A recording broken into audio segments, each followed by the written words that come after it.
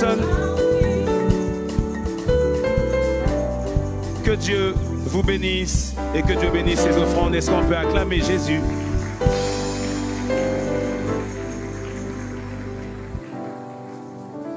Nous amorçons notre descente vers la clôture de notre première soirée. Mais avant cela, nous allons avoir un troisième et dernier orateur. Notre orateur qui aura la responsabilité de clôturer cette première plénière incarne le ministère doctoral dans toute sa splendeur. L'écouter est agréable, l'écouter nous donne même envie de devenir docteur. Nicodème, en son temps, a dit de Jésus: nous savons que tu es un docteur venu de Dieu. En notre génération et dans notre temps, nous savons qu'il est un docteur venu de jamais homme n'a parlé comme cet homme. Sous vos acclamations, s'il vous plaît, nous recevons le docteur David Kateba.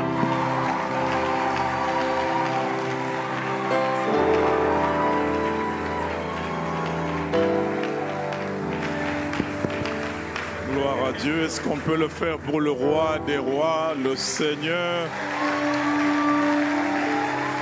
celui qui vit et qui fait vivre? Amen. Jésus est préoccupé à intercéder à partir du trône. Alors que les hommes règnent sur le trône, pour Jésus, le trône, c'est un lieu de prière. Il est assis à la droite du Père, intercédant pour nous. Est-ce qu'on peut l'acclamer?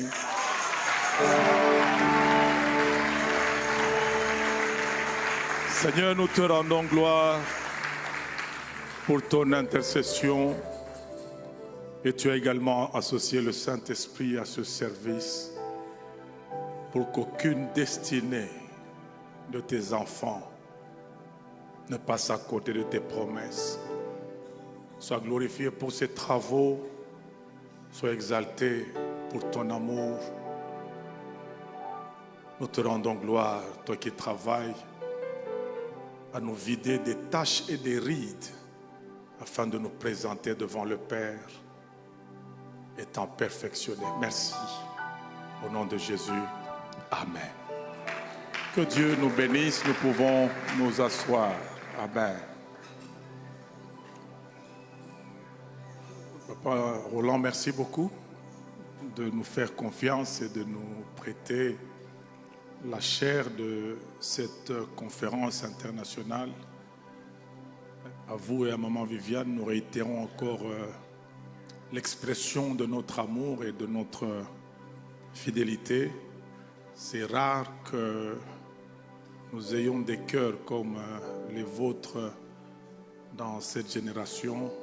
Est-ce qu'on peut célébrer l'apôtre Roland Dallot? Ça mérite d'être signalé.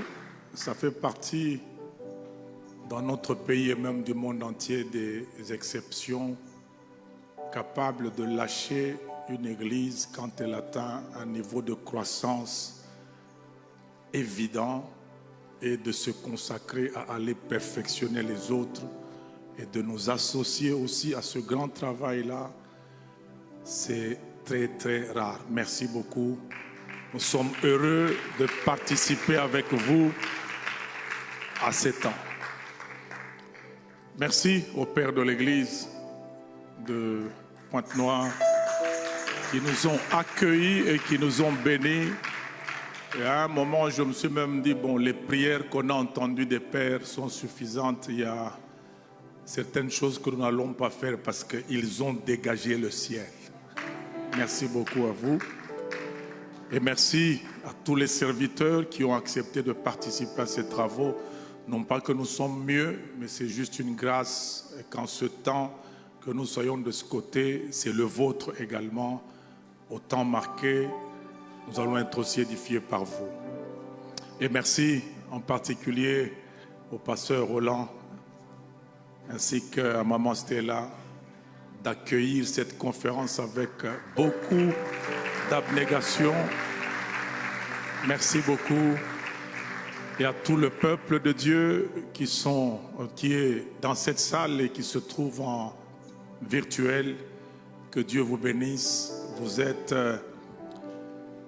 la justification de nos appels. Vous n'auriez pas été là, à qui allons-nous prêcher? Que Dieu vous bénisse. Alors le sous-thème qui m'a été demandé d'animer au travers de cette grande conférence, il y en a 3, mais je commence avec le premier. Je vous épargne des 2. Le tout premier, il est intitulé « Le ministère et ses nombreux pièges ». Le ministère et ses nombreux pièges. Amen.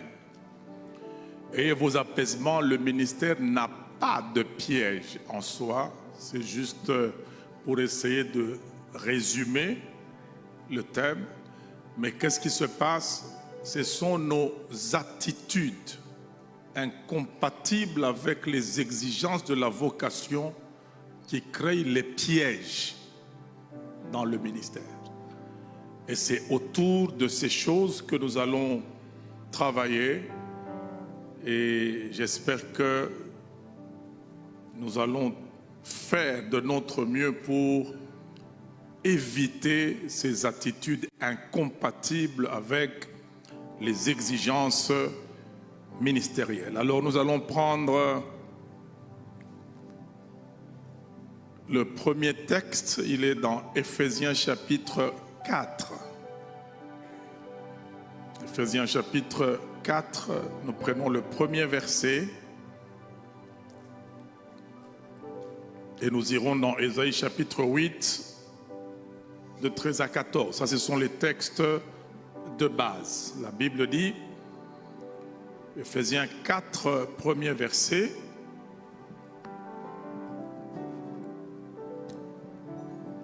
La Bible dit, je vous exhorte donc, moi, le prisonnier dans le Seigneur, à marcher d'une manière digne de la vocation qui vous a été adressée. C'est que la vocation s'adresse à celui que Dieu appelle.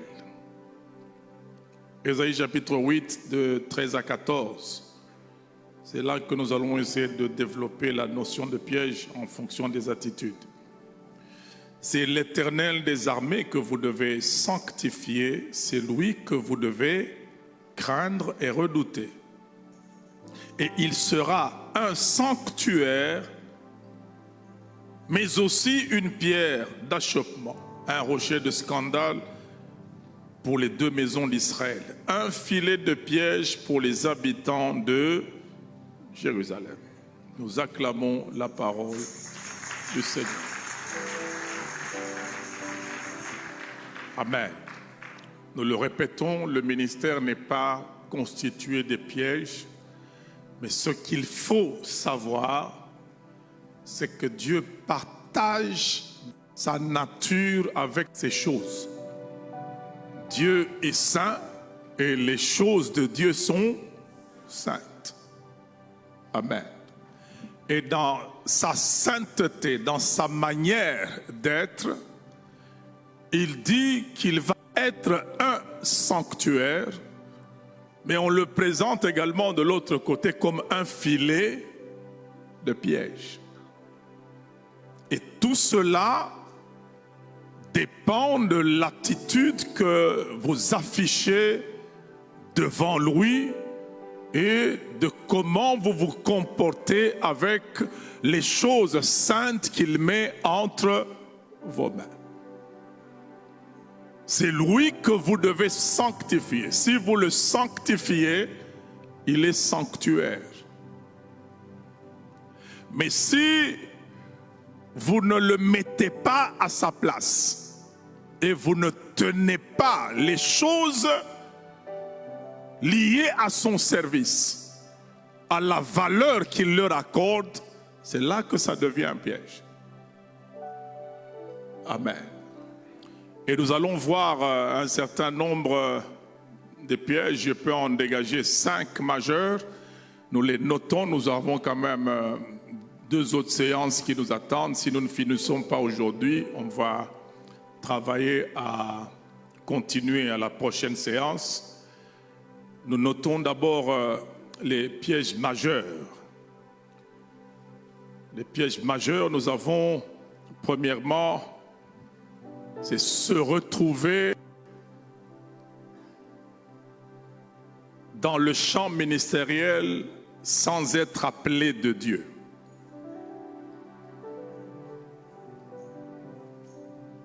Amen. Se retrouver dans le champ ministériel sans être appelé de Dieu. L'infiltration est tellement accentuée par l'ennemi également qu'il y a quelqu'un qui entre même dans la salle de noces sans habit. On lui pose la question, mais comment tu es arrivé jusqu'ici? Donc il y a ce premier cas où on peut se retrouver dans le champ, mais sans avoir été appelé. Nous allons voir des catégories de cela également, mais prenez le deuxième piège. C'est être un sans appel, non plutôt être appelé, mais hésiter de répondre par peur. Ce sont des choses simples et pratiques, et c'est ça que j'apprécie avec les thématiques de l'apôtre Roland, c'est que c'est des choses simples et pratiques de tous les jours. Et si vous ne faites pas attention, vous butez là-dessus, leur simplicité peut les rendre difficiles. Et ça fait partie des spécialités de Dieu. Les choses de Dieu sont parfois tellement simples qu'elles deviennent difficiles. N'est-ce pas? Si vous posez la question à quelqu'un, je vous donne un exemple d'une simplicité qui rend les choses difficiles. Vous avez un examen de religion. Question unique, où est né Jésus? Et on vous dit à Nazareth, et puis aucune réponse n'est vraie. Lorsque vous voyez cette question tout de suite là, vous dites, j'ai déjà fini mon examen, n'est-ce pas? Et vous avez mis 1 à Nazareth. Et vous avez échoué. Ah, vous voyez déjà qu'il y a des gens perdus ici. Hein? Jésus n'est pas né à Nazareth. Il est né à Bethléem. Est-ce qu'il y a combien qui ont échoué, sincèrement? Si on demandait sincèrement combien ont échoué, ton cœur rend témoignage, n'est-ce pas? Tu étais déjà à Nazareth, n'est-ce pas? Vous voyez que c'est simple, mais ça devient parfois difficile. C'est très simple de dire à quelqu'un, crois, tu as la vie éternelle. C'est trop difficile. Vous allez expliquer ça comment? Je crois en quelqu'un qui est mort il y a 2000 ans, on prétend qu'il est ressuscité, et puis j'ai la vie éternelle. C'est trop simple, hein? Ça devient difficile. Allez demander à Naaman. Troisième chose, être appelé et se sentir incapable. J'énumère d'abord les pièges qu'il y a tout autour de cette affaire qu'on appelle ministère. Il y a des gens qui sont appelés, mais qui se sentent incapables, pas qui se savent incapables.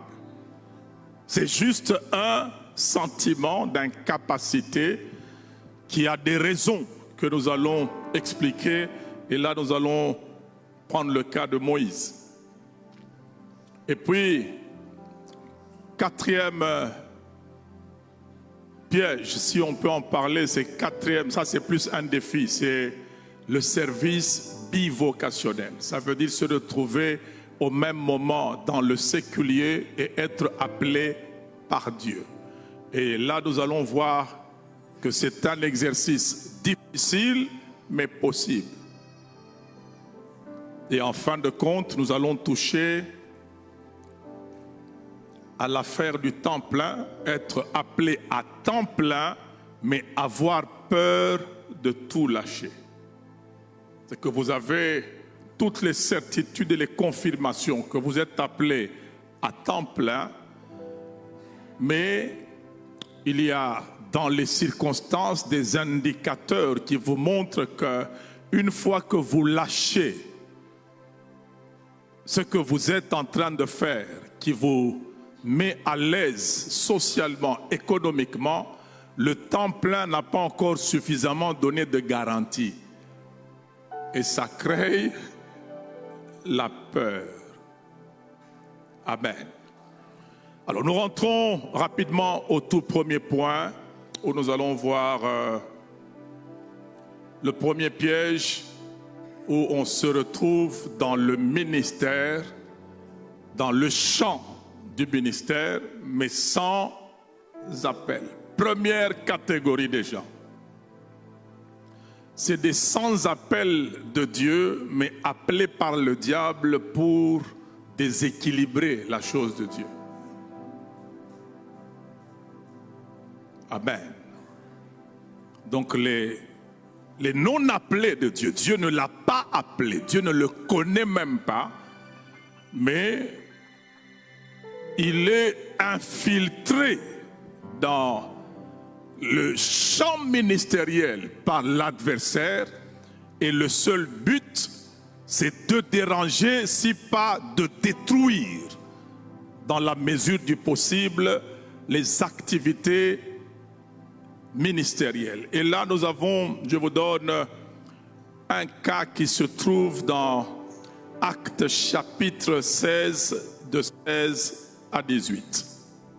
Je lis rapidement, la Bible nous dit: comme nous allions au lieu de prière, une servante qui avait un esprit de python, qui en devinant procurer un grand profit à ses maîtres, vint au-devant de nous et se mit à nous suivre, Paul et nous. Elle criait: ces hommes sont les serviteurs du Dieu très haut, et ils vous annoncent la voie du salut.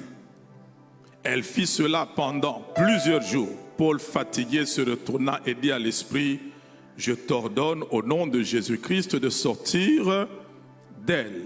Et il sortit à l'heure même. Amen.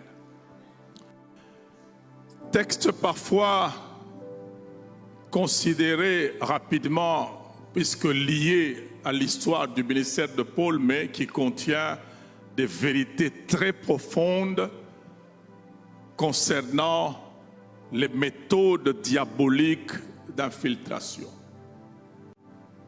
Amen. Lorsque vous suivez quelqu'un, vous vous mettez où?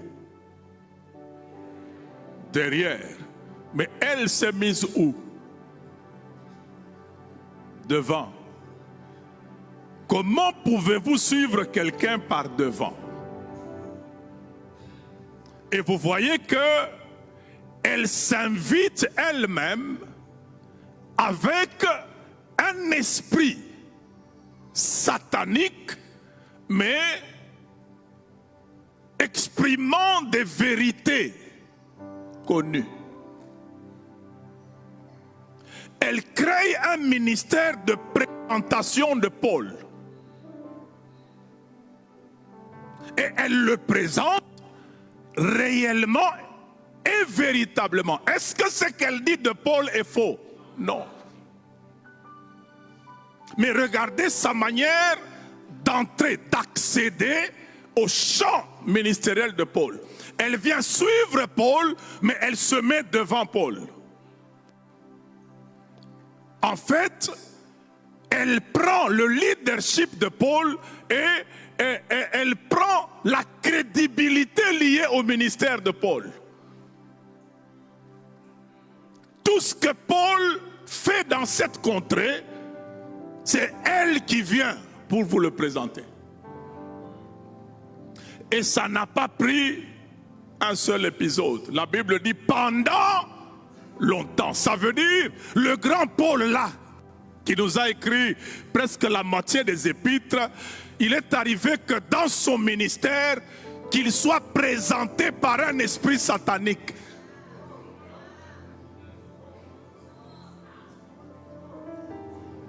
L'apôtre Paul, qui parle des dons de l'esprit, à chaque fois qu'il arrivait dans une activité à réaliser, c'est un esprit de Satan qui le présentait. Et le but, c'était lequel? Qu'elle participe à la crédibilité de Paul et que son ministère de divination soit identifié comme un ministère prophétique.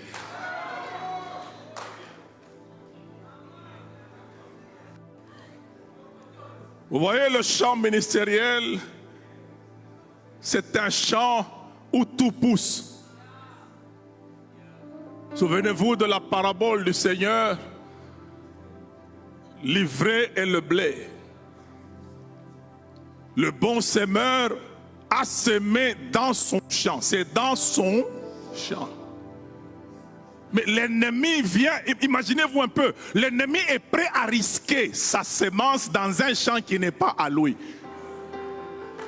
Comment est-ce que tu peux aller investir chez autrui?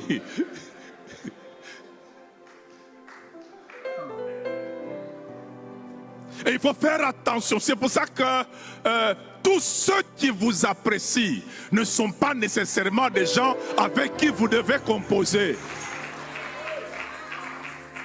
L'appréciation peut être une porte ouverte à l'entrée d'un esprit de python à côté de vous. Et maintenant, regardez l'apôtre Paul, c'est par souci de civilité, préserver les susceptibilité, il ne faut pas la choquer. Paul sait qu'ici, il y a un esprit qui n'est pas de Dieu, mais il dit, bon, tout chacun a nassé, tout chacun a nassé.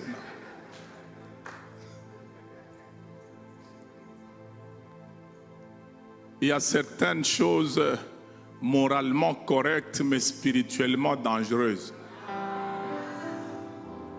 Paul a usé de diplomatie. Il a usé il voulait éviter une confrontation. Il dit, ça ne serait pas poli que je fasse ça, mais attention, la politesse peut ne pas être un fruit de l'esprit. Je dis bien, ça peut ne pas être... Ça peut, ne pas être. Parfois, un fruit de l'esprit peut s'exprimer d'une manière que la morale peut appeler impolie.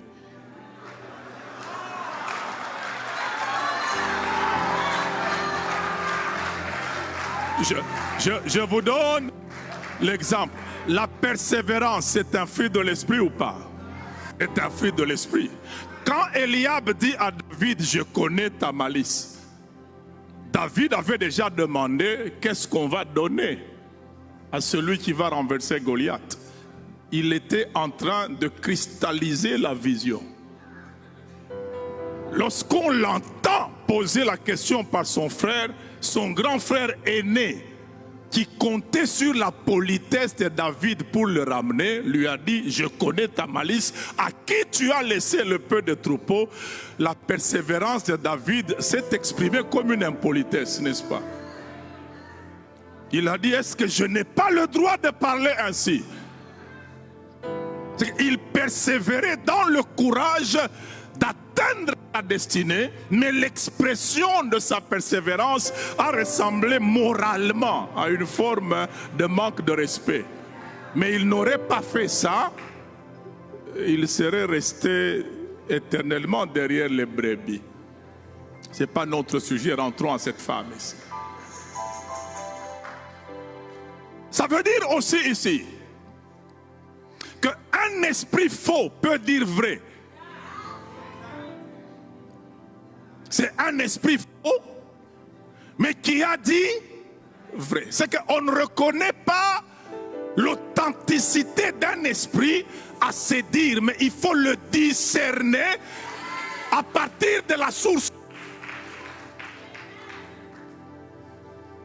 Et pour le moment, nous devons le savoir, l'Église est dans sa phase où elle est infiltrable. Nous ne sommes pas encore au ciel. Si dans votre église, il n'y a pas des agents du diable, fermez-la. Le royaume des cieux, pendant que nous sommes là, il est semblable à ça. Il y a des gens qui viendront, qui vont s'infiltrer, et parfois, capable d'atteindre des positions de leadership. En fait, elle a pris la direction du ministère de Paul en termes de médias. C'est elle qui était à l'avance et qui présentait Paul. Imaginez-vous un homme de Dieu présenté par un esprit de Satan. Et l'homme de Dieu sait que ça, ce n'est pas... Et puis il est tellement tendre, il dit, bon, il faut éviter des problèmes. À un certain moment, il n'y a pas moyen d'éviter des problèmes. Le monde, c'est un monde à problèmes. Tu peux éviter des problèmes, mais tu te vois dans un songe en train de fuir. Tu es toi-même sur le lit, non? Tu as des problèmes dans un songe.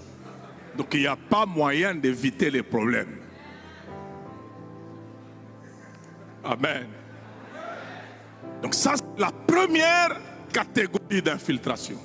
La première catégorie des sans-appel. Ça veut dire quelqu'un qui n'est pas appelé par Dieu, mais qui s'infiltre dans le champ ministériel et qui commence à toucher aux choses de Dieu. Deuxième catégorie. Nous avons affaire à des sans-appel autoproclamés. Ça veut dire quelqu'un, même le diable ne l'a pas appelé, et Dieu et le diable ne l'ont pas appelé.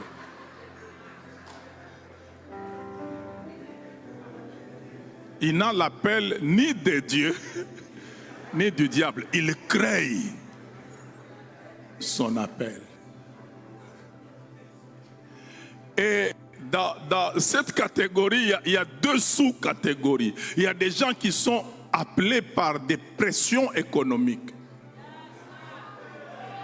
Ça veut dire des gens, c'est des gens qui pensent que quand on a tout échoué dans la vie, on peut au moins réussir dans la chose de Dieu.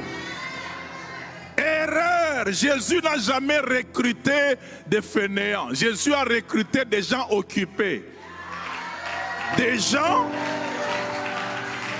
qui savaient faire quelque chose, pas que la chose a échoué. C'était une chose qui réussissait, mais ils l'ont abandonnée. Amen. Si vous avez tout échoué, ne pensez pas que vous allez réussir la chose de Dieu. C'est un peu comme un homme qui a... C'est ça qui fait que l'Afrique n'avance pas beaucoup. Hein? Quelqu'un qui a échoué la vie civile, il devient militaire. Entre les deux vies là, est la vie la plus exigeante. C'est la vie militaire. Non. Bon, il a échoué dans la vie civile. Comment il va réussir dans la vie militaire? Nous devons faire attention avec ces choses-là. La foi chrétienne n'est pas une vie civile. Paul dit à Timothée que cette vie ici, c'est une vie de soldat. Il n'y a pas de soldat qui puisse plaire à son maître si on l'envoie à la guerre et il s'embarrasse des choses de la vie. C'est-à-dire la foi chrétienne, c'est pas pour des gens qui ont tout échoué. C'est pour des gens capables de réussir dans des conditions difficiles. Donc ça c'est la première catégorie, sous-catégorie. Les gens, pression de la vie. J'en ai connu un qui est devenu prophète autoproclamé à cause de la faim. Pas comment expliquer. Papa, il est venu un jour à notre église. Il me trouve avec un frère. Le frère travaille. Il travaillait à l'époque dans les services de sécurité. Alors l'homme entre. Il nous voit, on est en train de causer. Il nous dit bonjour. On lui dit bonjour. Et puis il dit, bon, je cherche le pasteur David. J'allais dire que c'est moi. Le frère est de la sécurité. Il appuie sur mon pied. Je comprends, je m'étais.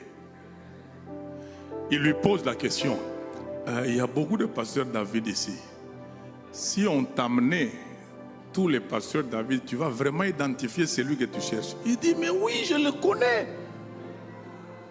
D'ailleurs, j'étais avec lui à la montagne, je lui ai même prophétisé. Je le regarde. Le frère lui pose encore la question. Il dit, si on te l'amenait ici, parce que vraiment on les confond, tu vas le reconnaître. Il dit, je le connais très bien. Là, ça m'a énervé. Je dis, toi et moi, on s'est rencontrés où?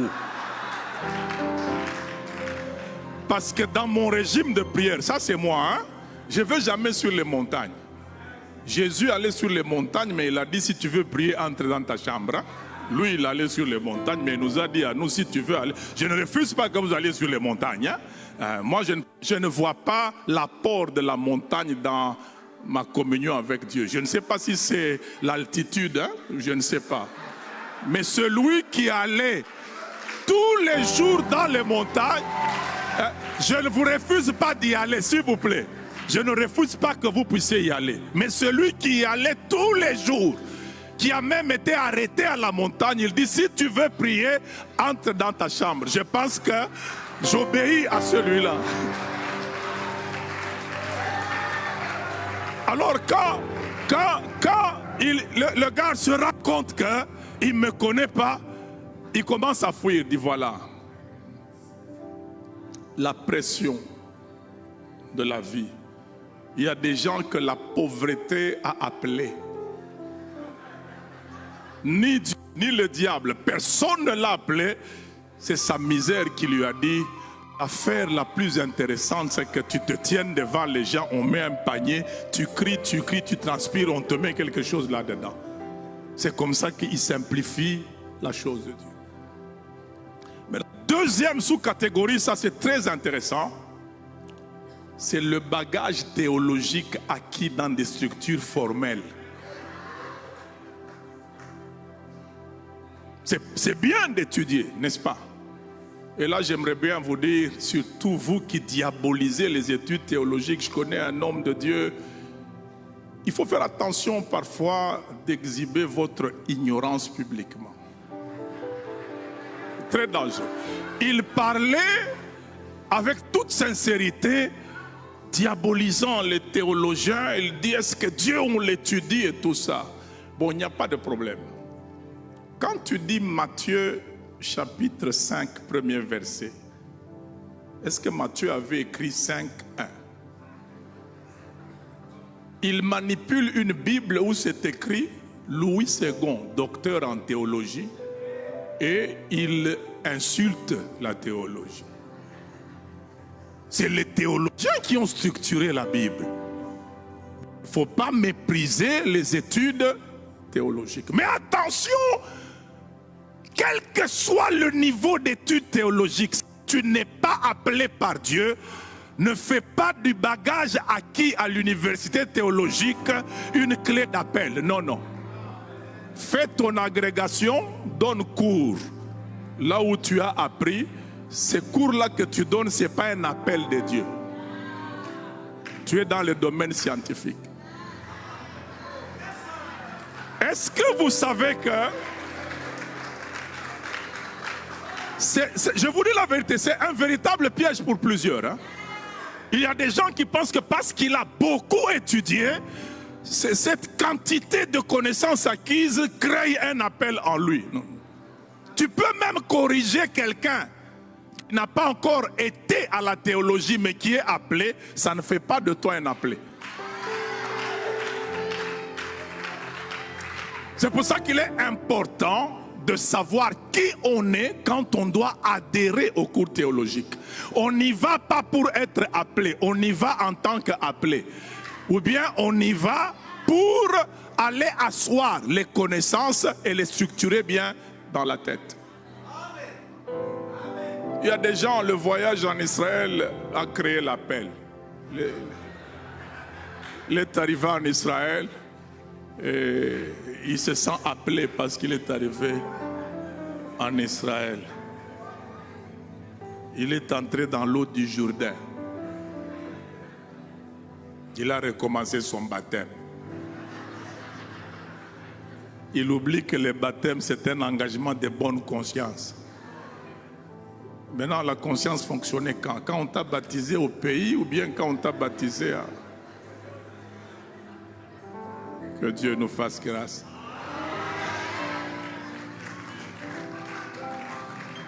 Amen. Troisième catégorie.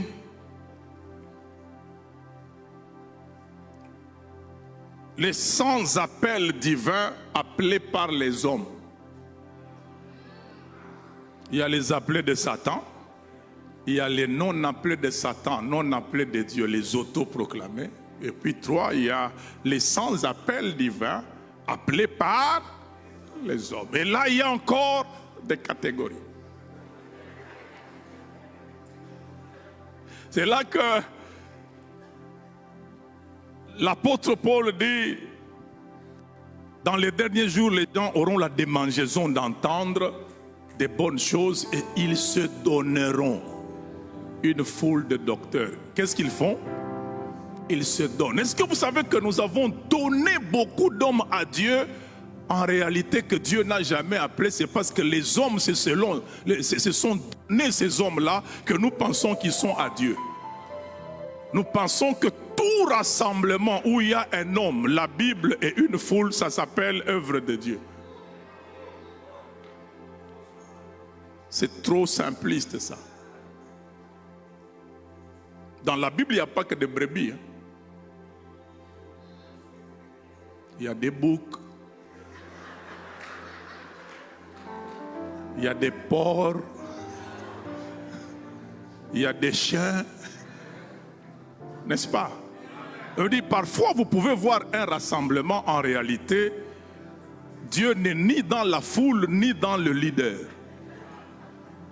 Ils se donneront une foule de docteurs par la démangeaison d'entendre des mots. Ils se sont donnés, mais ils ont seulement mis la Bible entre eux. Et celui qui les conduit, et ceux qui sont conduits, personne n'est avec Dieu. Ça existe. Donc là, c'est les hommes qui ont appelé un homme et ils en ont fait leur dirigeant. Maintenant, l'autre sous-catégorie, c'est aussi l'une des catégories dangereuses. C'est celle où un homme authentiquement appelé de Dieu appelle ses enfants biologiques qui n'ont pas d'appel de Dieu. C'est une vérité. Et souvent, c'est par souci de contrôler la machine qui commence à produire beaucoup. Il faut prendre les enfants et les mettre tout autour de ces choses-là, même s'ils n'ont pas d'appel. La réalité et la vérité, c'est qu'un enfant d'un appelé de Dieu, qui a un appel, il a droit à l'appel de son père aussi, non? Si son père est pasteur, où est-ce qu'il va aller travailler? Parce que parfois les brebis nous mettent en difficulté. S'il travaille chez son père, oh non, ce sont les affaires des familles. S'il ne travaille pas chez son père, comment est-ce que son père a une église, mais lui ne travaille pas là-bas? Vous voyez ces dilemmes-là? Est-ce que vous savez qu'à un certain moment, les affaires de Dieu peuvent visiblement prendre la forme de la famille, mais c'est des affaires spirituelles? Israël a été conduit par une famille. C'est écrit dans les psaumes, il les a dirigés par Moïse, Aaron et Marie. Ils sont de quelle famille? D'une même famille, c'est que ce sont des hommes de même père et de même mère. Mais quand vous les regardez ainsi, vous aurez l'impression que c'est une affaire de famille, mais c'est une affaire spirituelle de Dieu. C'est que ça n'empêche pas à Dieu d'appeler les gens d'une même famille. Mais si celui qui est appelé commence à approcher les non-appelés de la famille à la chose de Dieu, il commence à la détruire. C'est un piège pour les générations futures et c'est un piège pour les destinées de sans-appelés, des non-appelés plutôt, mais qui viennent toucher à la chose de Dieu. Elle est sacrée. Dieu réclame ces choses des mains de n'importe qui peut y toucher. Si vous n'y touchez pas selon les normes, quelle que soit votre bonne foi, vous courez de grands risques. Allez demander à Uza. Il a vu l'arche qui commençait à... Qui lui a dit que l'arche allait tomber? Dieu qui a déchiré la mer ne peut pas vaincre la pesanteur. C'est lui qui l'a créé. Il voulait aider. Est-ce que si l'arche tombe, ça veut dire que Dieu est tombé? Vous voyez sa bonne foi? l'a amené à mourir. Il y a touché et il est mort. S'il vous plaît, quel que soit l'amour que nous pouvons avoir pour nos enfants et surtout, quelle que soit la volonté de ne pas les voir économiquement en train de souffrir, ne les amenons jamais à la chose de Dieu s'ils ne sont pas appelés. Que Dieu les appelle. Je vous l'ai dit, l'église est une église locale en phase d'infiltration. Ça veut dire les sorciers savent entrer dans l'église. Et je crois que je l'ai dit dans l'une de nos conférences, toujours dans le Ministries au pays.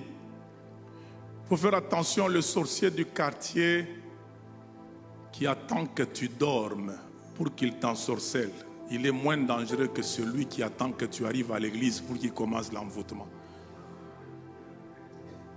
Celui de l'église, là, il est comme un Philistin. Le Philistin, quand il apprend que Dieu est dans le camp, il dit, Philistin, fortifiez-vous. Soyez des hommes. Vous voyez un peu. Maintenant, vous avez un enfant sans appel à qui vous remettez l'église. Les sorciers sont en mesure de faire des problèmes à un appelé authentique. N'est-ce pas que les Paul pleure les soucis que lui causent les églises? Paul a pleuré sur les Galates, il a travaillé, puis il vient dire, qui vous a ensorcelé? Regardez, hein, le travail d'un apôtre authentique a subi à un certain moment un envoûtement. Allez même demander à Paul lui-même. Il voulait voyager, aller à Thessalonique. Lui-même dit une fois, deux fois, Satan m'a résisté. Il ne faut pas blaguer avec les affaires de l'activité démoniaque. Satan a une carrière. Quand vous lisez son curriculum, il faut faire attention. Papa, Satan a convaincu des esprits sans chair qui servaient Dieu. Il a arrêté de le servir, suivez-moi. Un tiers l'ont suivi. Maintenant, toi et moi qui sommes dans la chair qui est faible, vous voulez négliger ces histoires-là. Dieu a parlé à un homme comme Adam, qui n'avait pas encore péché. Il lui a clairement parlé. Satan est venu leur dire le contraire. Ils ont abandonné ce que Dieu a dit. Et vous voulez aller prendre l'œuvre de Dieu, la mettre entre les mains de quelqu'un que Dieu n'a pas appelé. Regardez ce qu'il a fait aux gens que Dieu a appelés, établis, en leur disant dominer la terre. Il n'a pas eu peur de dominer la terre. Il est venu leur proposer. Et il a pris le dessus sur eux. Des appelés. Amen. Donc faisons très attention. Quand un enfant n'a pas d'appel, laisse-le faire ce à quoi Dieu va l'appeler. S'il n'a pas d'appel au sacerdoce, s'il doit jouer au basket, qu'il aille jouer au basket. Si c'est dans le séculier qu'il doit se distinguer, qu'il aille là-bas. S'il est appelé, occupe-toi bien de lui. Ne l'appelle pas.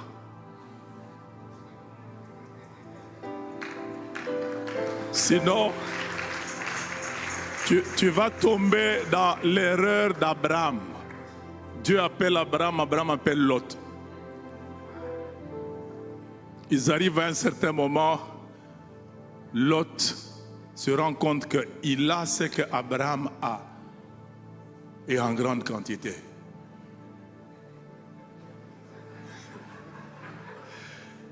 Attention avec les gens que vous appelez.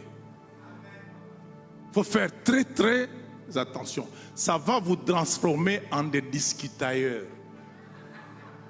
Abraham doit posséder Canaan, mais l'autre le transforme en un comptable de chèvres. Et il a retardé sa marche parce qu'il a appelé quelqu'un que Dieu n'a pas appelé. Si vous demandez à Abraham où tu vas, il te dira là où Dieu m'a demandé d'aller. Si vous demandez à l'autre où tu vas, là où Abraham m'a dit qu'on aille. Donc l'autre n'a pas de destination. C'est Abraham qui le prend par compassion. Son neveu, son père est déjà mort. Son père, c'est mon frère. Il ne faut pas le laisser comme ça. Il a déjà grandi, il a des entreprises, il a ses serviteurs. Dieu t'appelle par qu'il gère ses histoires. Et la querelle n'était pas bonne. Hein? Ils ont été obligés de se séparer et l'autre a été un déloyal. On lui a dit choisis, il a choisi. Comme si au départ il avait un pouvoir de choisir. Il y a des gens comme ça, quand le père lui dit choisis ton chemin, il dit j'ai choisi, j'ai pas. Il faut faire attention avec ces choses. Il me reste 2 minutes que nous puissions avancer. On va continuer de toutes les façons à la séance prochaine. Amen. Donc nous avançons et nous terminons avec des gens appelés mais qui hésitent de répondre par peur. Ça c'est le 2e niveau. Amen. Rapidement dans les 2 minutes, Josué chapitre 1er, versets 7 et 9. La Bible dit,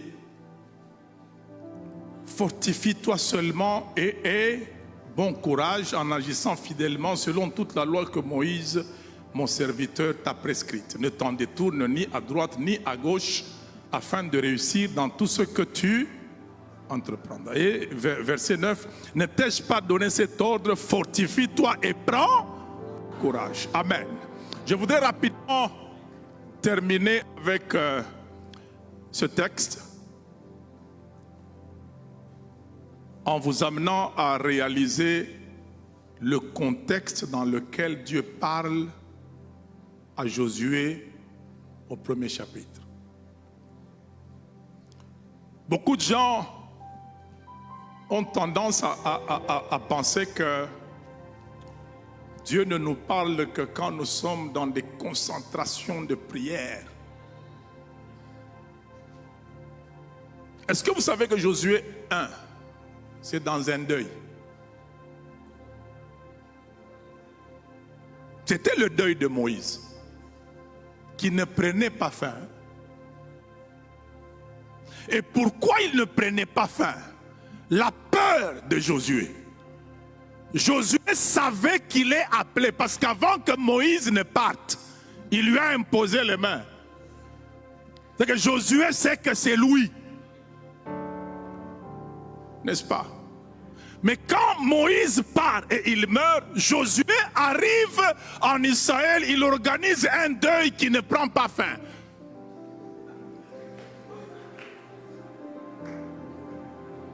Les gens avaient l'impression que non, c'est l'amour qu'il a toujours eu pour son père, il pleure. Il ne pleure pas le père, il pleure les défis. Il a peur. Je vais commencer par où? Parce que l'identité, la dernière dans laquelle j'étais son serviteur. Ça veut dire j'étais lié à sa maison. Et vous voyez, les choix de Dieu sont compliqués. Imaginez-vous que vous habitez dans la maison d'un serviteur de Dieu. Quand le serviteur meurt, Dieu dit c'est le domestique de la maison qui va devenir le pasteur de l'église. Vous êtes prêts à accepter ça? Josué était attaché à la maison privée de Moïse. Il y a des questions qu'il se posait. Les gens qui me voyaient les servir dans la maison de Moïse, vont-ils m'obéir?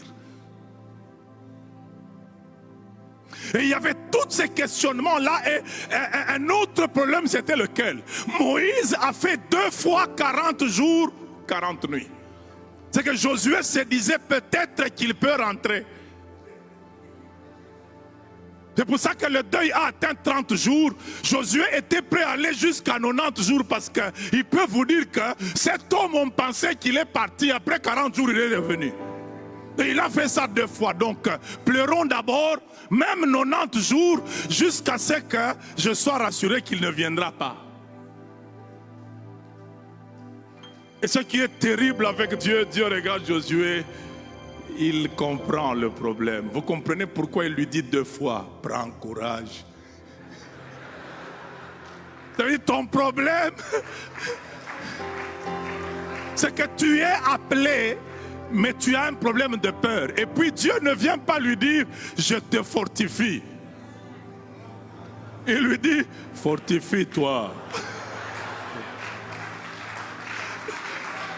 Vous comprenez ces choses ici, hein? Et le texte commence par, après la mort de Moïse, serviteur de l'Éternel, l'Éternel dit à Josué, serviteur de Moïse, Moïse, mon serviteur, est mort. Ça veut dire que tu n'as pas encore réalisé qu'il est mort. Je t'amène le certificat de décès. Je l'ai enterré moi-même. Donc tu n'as pas à attendre qu'il peut revenir. Il ne va pas revenir. Donc le certificat est là. Maintenant, c'est ton tour à toi. Ce que tu as à faire, prends courage. Ce qui dérange Josué, Moïse est parti avec le bâton.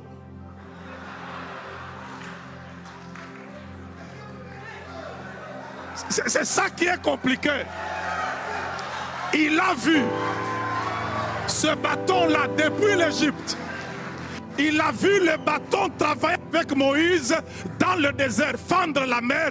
Mais quand Moïse doit aller mourir, il n'a pas laissé le bâton, il a imposé les mains. Il est parti avec le bâton.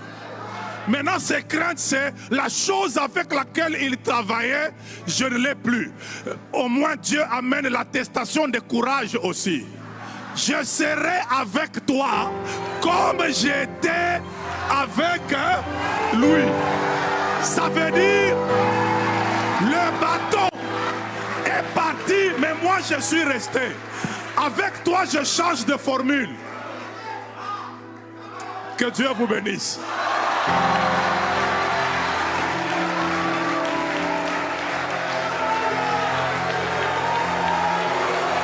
Non, non.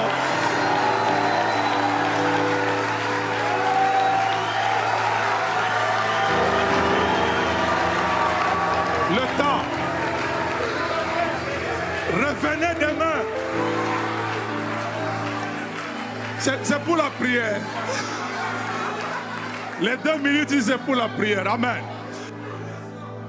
Et puis j'aimerais quand même nous dire, hein, la peur est un sentiment normal. Si tu ne la sens pas, tu es en normal. Mais le drame avec la peur, c'est qu'elle veut te faire croire que si elle est là, tu ne peux rien. C'est faux. Ne crois pas à ce message-là. Tu peux faire dans la foi, mais par peur. Est-ce que je peux te donner un exemple? Dieu dit à Gédéon, renverse l'autel de Baal qui est à ton père. Gédéon croit à ça, n'est-ce pas? Il a la foi que Dieu m'a parlé et je dois faire. Quand est-ce qu'il a renversé ça? La nuit. Pourquoi? Il avait peur. Ça veut dire, quoi qu'il a peur, il a au moins renversé. Le problème, c'est de ne pas sentir la peur, mais c'est de faire la chose que Dieu t'a demandé de faire. J'ai terminé par ici, nous allons continuer demain. D'ailleurs, non, la conférence va continuer demain. Ce n'est pas moi qui fais le programme, mais appelez encore beaucoup plus de gens demain. N'aie pas peur, tu peux commencer avec peur, mais tu finiras avec courage. Quand vous prenez quelqu'un comme Élisée, lorsqu'il a le manteau d'Élie, il avait l'impression que c'était bien de prendre le manteau, n'est-ce pas? Mais il a oublié qu'ils avaient traversé le Jourdain. Élie est parti, le Jourdain est resté. Quand il arrive devant le Jourdain, il n'a pas d'assurance en l'Éternel son Dieu. Qu'est-ce qu'il fait? Où est le Dieu d'Élie? Tu peux commencer par peur avec le Dieu de ton père. Et puis quand tu vas continuer, hein, le même Élisée ne disait plus où est le Dieu d'Élie. Il a commencé à dire l'Éternel mon Dieu. Mais il avait démarré, hein, avec peur. Que Dieu te bénisse.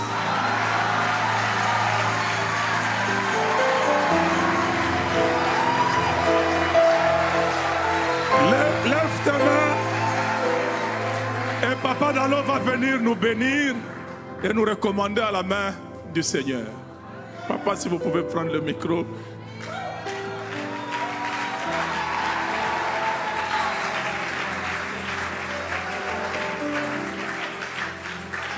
Je voudrais, si nous en avons la possibilité de tenir la main de quelqu'un, si notre groupe d'adoration peut monter. Pasteur Lord va reprendre ses cantiques qu'il a juste chanté tout à l'heure. Lord, tu peux prendre un micro. La grande prière qui monte dans mon cœur. Alléluia. Si tu donnes La grande prière qui monte de mon cœur. Garde ton ciel ouvert sur moi. Fais de moi un vase pour ta gloire. Et que ma vie te plaise. Que chaque jour, je demeure à tes pieds. Pour t'offrir ma vie. Comme un parfum de bonne odeur. Qui s'offre à chaque instant.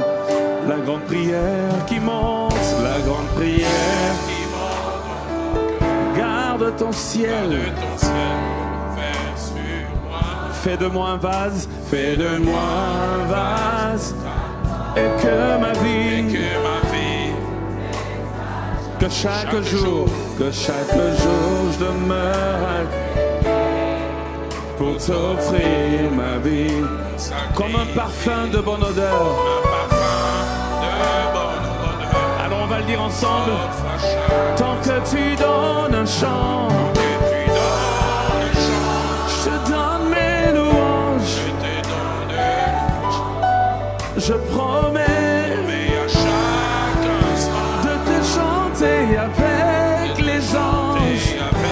Tant qu'il y aura la vie dans ce corps mortel, je ne cesserai pas.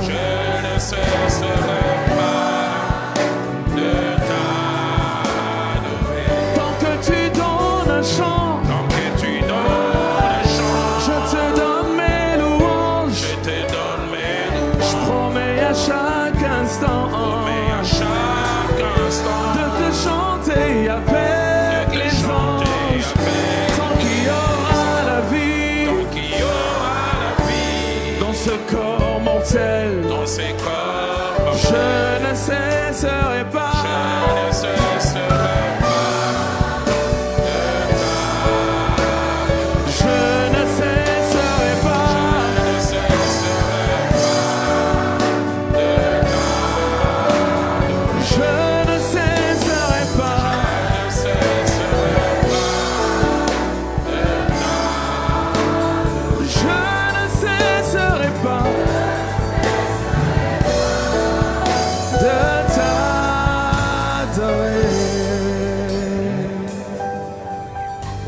Ce soir, alors que nous voulons quitter cet endroit,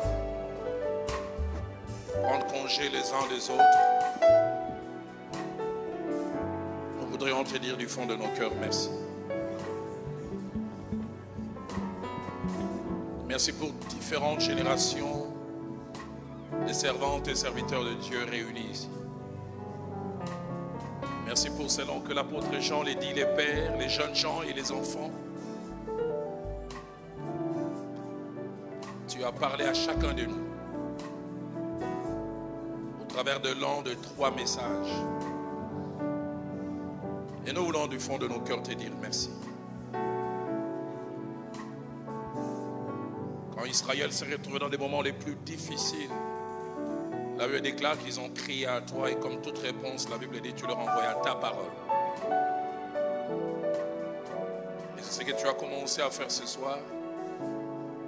Et la Bible dit premièrement cette parole apporta la guérison, mais deuxièmement elle épargna ce peuple de tomber dans ce grand trou, dans cette sorte de fosse. Merci pour les choses que tu as commencé à faire ce soir, pour nous ici en présentiel et les autres en ligne. Nous voulons en rentrant chez nous, un peu comme il a été dit de Marie, garder toutes ces choses et les ressasser, dit même une autre version. Nous voulons comme des ruminants nous les faire remonter et y repenser. Nous ne voulons pas être comme l'apôtre Jacques le dit, des auditeurs oublieux qui après avoir regardé leur visage sur le miroir naturel repartent aux oublis. Merci pour les 3 qui se sont succédés ici. Ne pouvons pas nous imaginer les temps mis en prière à étudier la parole de Dieu. Mais aussi le cœur qu'ils ont mis à partager cela. Comme ta parole déclare, celui qui arrose sera arrosé. Arrose-le en retour. Tu nous as amenés ici ce soir sans accident ni incident. Accompagne-nous aussi sur notre chemin retour. Et permets que demain, avec empressement, en faisant un gros effort, et aujourd'hui nous avons commencé avec une vingtaine de minutes de retard, que nous commencions un peu plus à temps pour finir aussi à temps. Mais comment ne pas demander la bénédiction sur l'église des Pointe-Noires, avec ses pères, ses aînés qui ont laissé responsabilité, qui sont venus s'asseoir. Certains pour entendre des choses qu'ils connaissent déjà, mais leur présence est à la fois une caution et un encouragement pour nous. On te bénit aussi pour au standard, pour tout ce qu'ils ont eu à faire. En terminant, je voudrais simplement dire, Seigneur, raccompagne-nous et ramène-nous demain ici. Laisse que l'amour et la grâce qui viennent et qui procèdent du Père soient notre partage. Et laisse que la communion du Saint-Esprit nous accompagne. Allons en paix, au nom de Jésus. Amen. Acclamons Jésus. Allez, notre soirée tire à sa fin. Nous vous rappelons que pour votre retour, vous avez la possibilité de bénéficier d'un service de transport qui a été mis à votre disposition. Il y a la dédicace des livres, donc nous invitons tout le peuple de Dieu, toutes les personnes souhaitant se procurer les livres, procurez-vous les livres et revenez dans la salle. Alors pour toutes les personnes qui ne souhaitent pas se les procurer ce soir, nous vous invitons à bien vouloir regagner la porte de sortie et à faire retour à vos domiciles. Notez que samedi, l'horaire du début de notre conférence a été modifié. Nous commencerons à 16h, mais nous vous donnons rendez-vous demain à partir de 18h ici même pour notre deuxième soirée. Nous vous remercions d'avoir participé à cette soirée. À nos internautes, que Dieu vous bénisse, excellente soirée et bon retour à vous. Retrouvons-nous au stand des livres. Que Dieu vous bénisse.